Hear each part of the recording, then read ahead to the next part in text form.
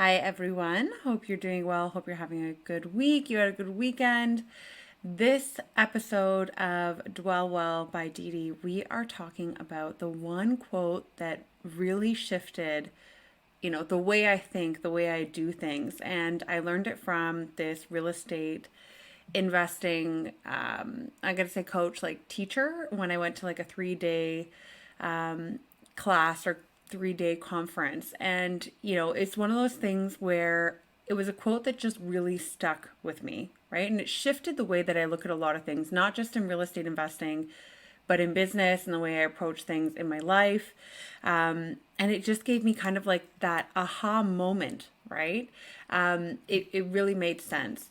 So sometimes, I wish I'd heard it sooner because the way it shifted my mentality is huge, and I'm sure you may have had that before. It's like, oh my god, I've never thought about things this way.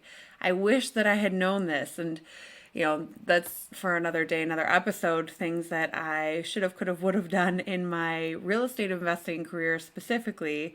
But yeah, I mean, we'll leave that again another day. I truly am a believer that everything happens for a reason. So today, let's just talk about this quote and how it literally changed the way I think. Um, Past, present, future, coming years, something that always sticks in my head.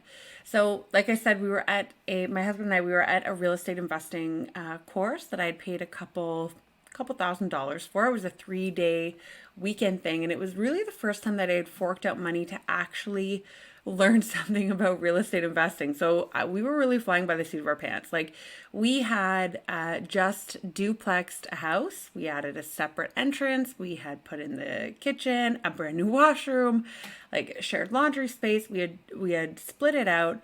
And we had sold it. And the thing is, like, we hadn't sold it for as much as we thought because the market had started to slow this year.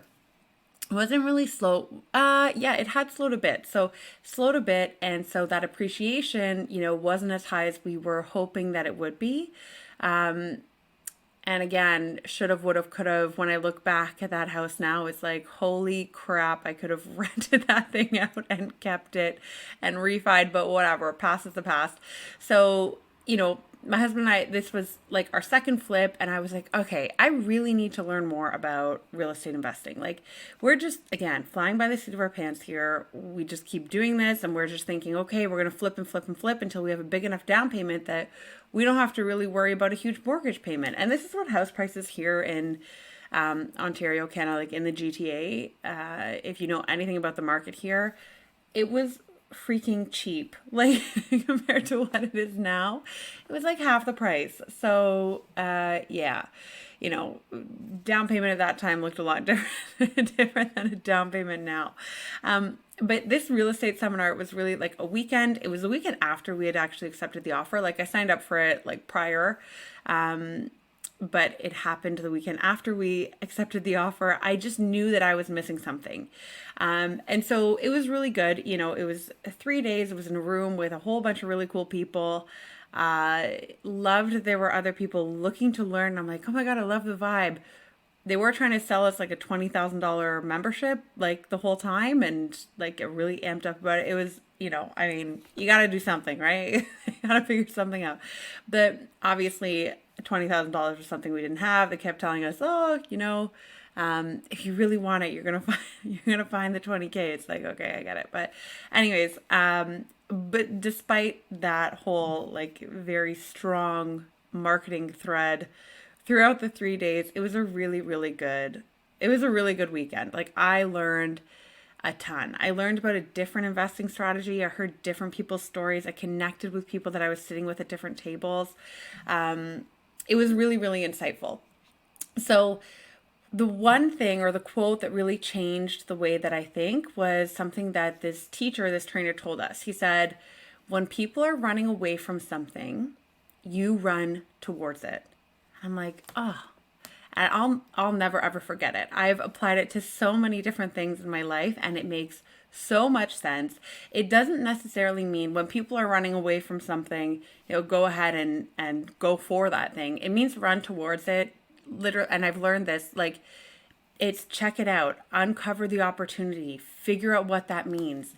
And what's in it, right?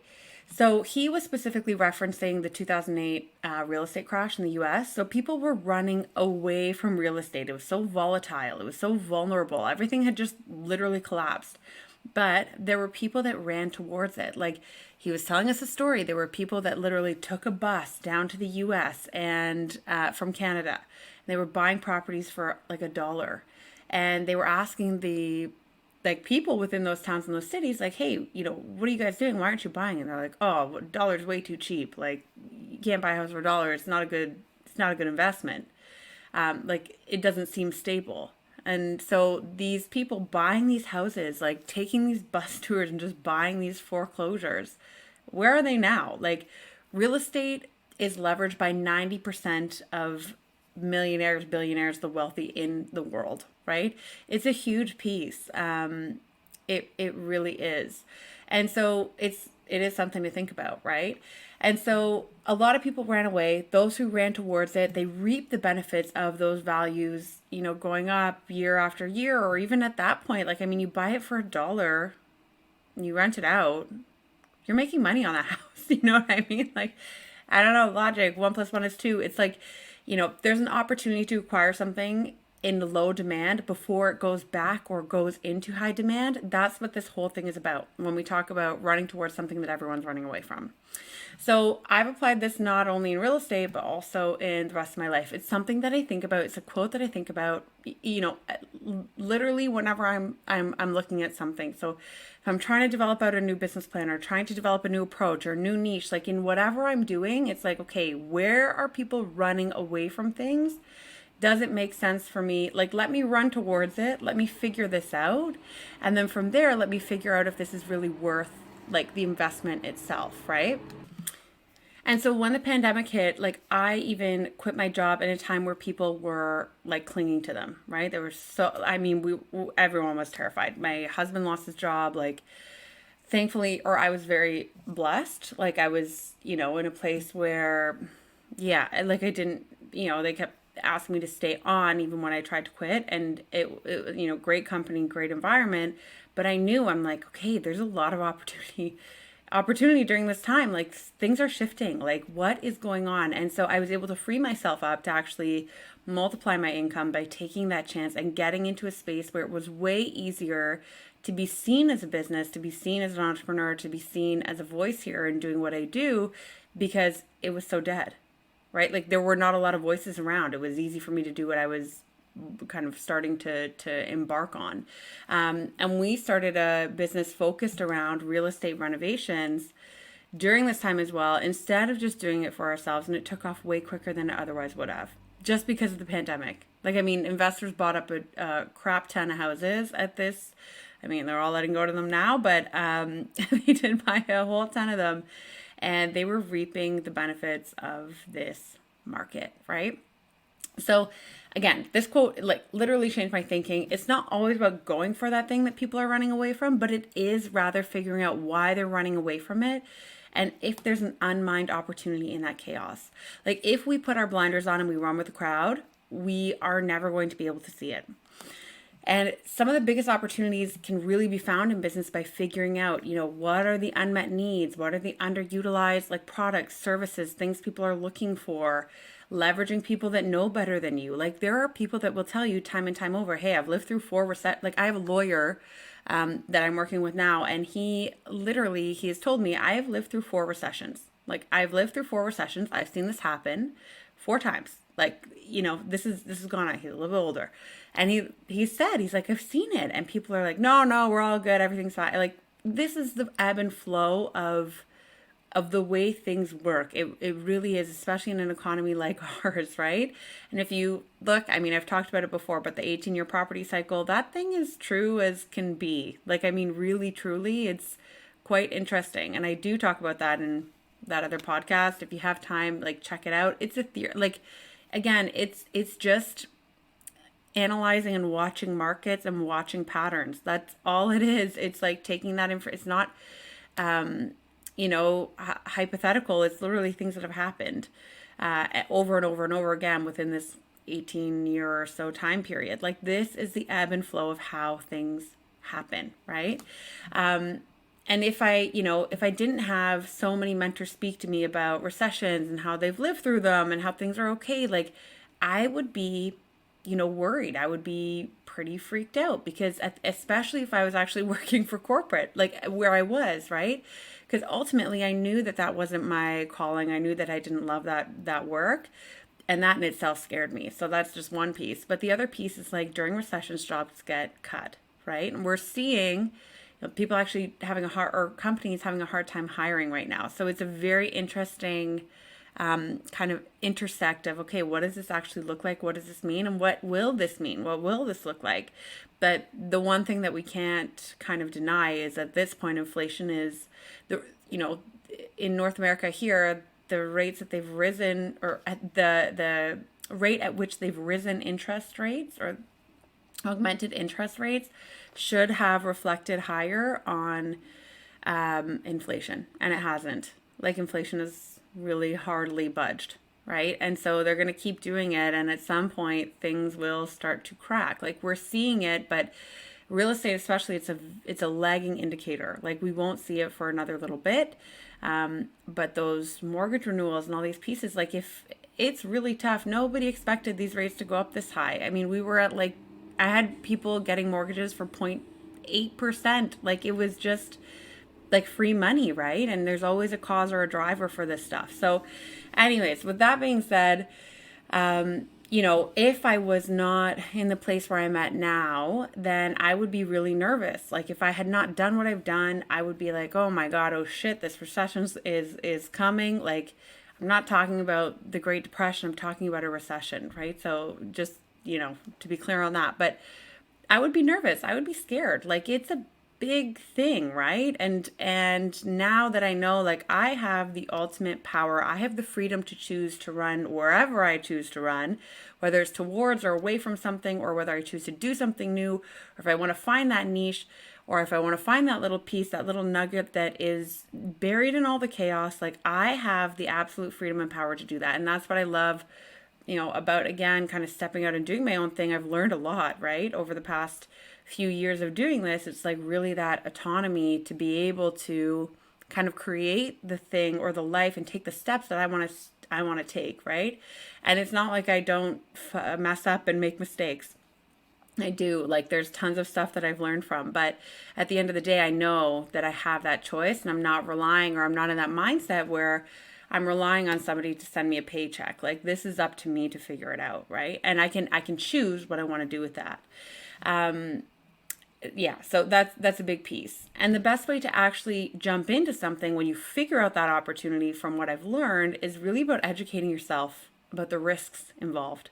So not only just educating yourself about that thing, that strategy, that process, or whatever to approach that like golden nugget that you find in the chaos, should you choose to, pursue it, was as people are running away from stuff, you run towards it, you've really got to educate yourself about the risks and about the things. And I think, that my biggest mistakes is being uneducated. So even with real estate investing, being uneducated. And the thing is, the education is out there. Most likely somebody's done the exact same thing that you're doing or what you're trying to do.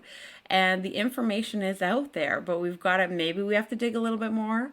But it's there, right? And I think being uneducated has actually lost me, I've left a lot of money on the table in many different deals, many different transactions. And so for me, like, I'm not an advocate of like spontaneously jumping in and just going for something. I am all about planning. Like I love to have things planned out. I love to have things organized.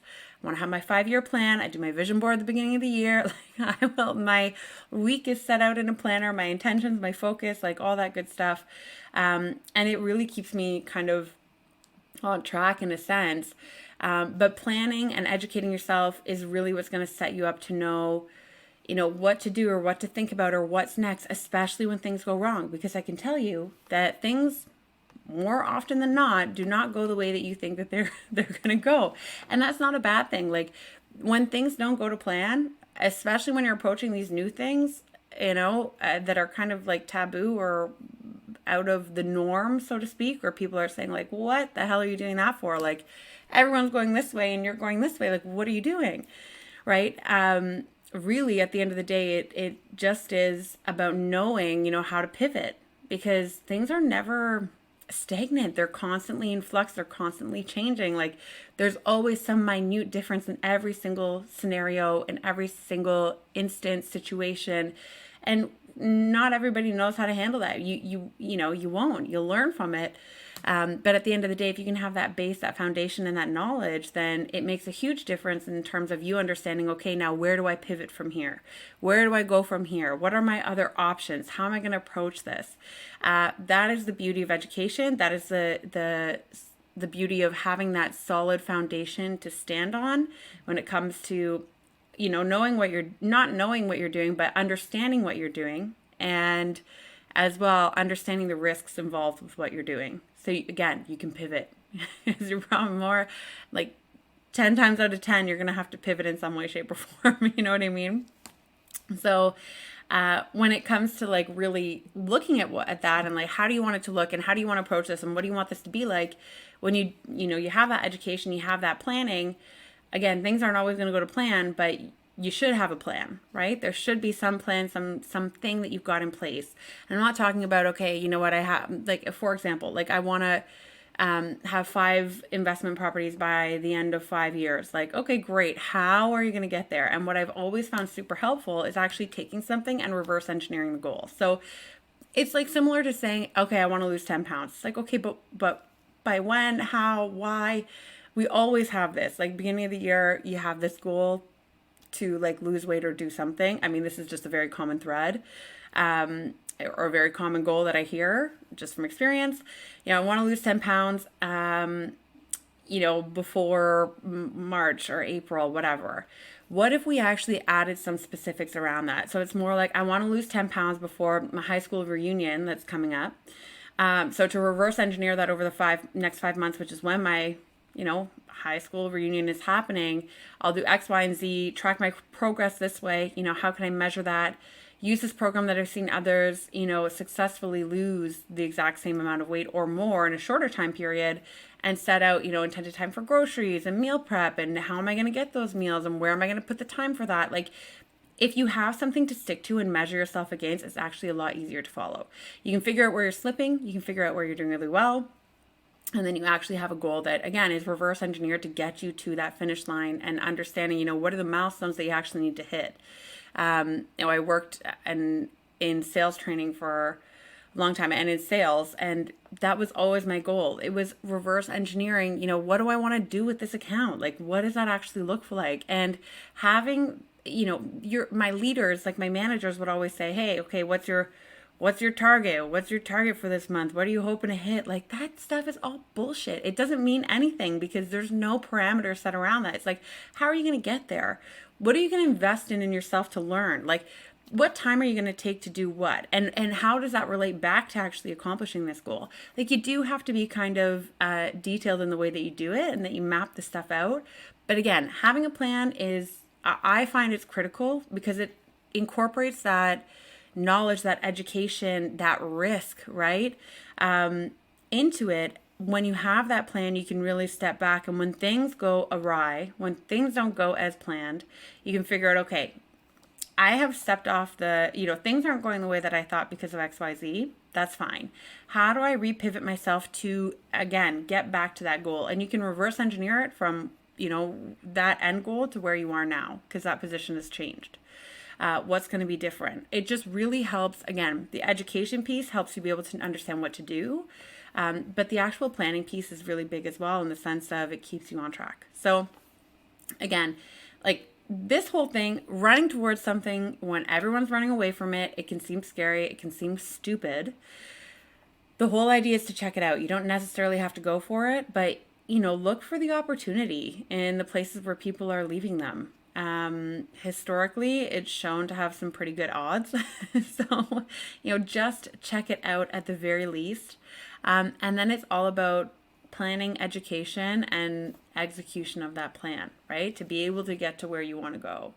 And so as we head, I wanted to share this quote because we're headed into some pretty volatile economic times. There's no doubt about it. I mean, we've got a lot of stuff going on with leadership around the globe, good and bad, We've got a lot of stuff happening in different markets, in different economies that is a little bit, would look a little bit scary. And so there's always going to be this thing, this opportunity to run towards something that everyone is running away from, because people are going to be running away from a lot of stuff at this point just to, for survival. Like, it's survival instinct. A lot of stuff going on. So I wanted to share this quote with you because as you go through these times, I just want you to be thinking about that. Like, not always just dwell in the fear and, again, put those blinders on and run with the crowd. It's not always about that. Some of the greatest opportunities are found, again, in that chaos, right? And so if you've, got any quotes that you relate to, that you can, think of, or that you want to share, like, I am a huge quote person. I love hearing them. Anything that's like shifted or changed your life, whether it's in a certain part of your life or your life in general, would love to hear it. So feel free to comment, post, DM me, whatever you want to do. I always love hearing this stuff. But with that being said, hope this was helpful, and I will talk to you soon.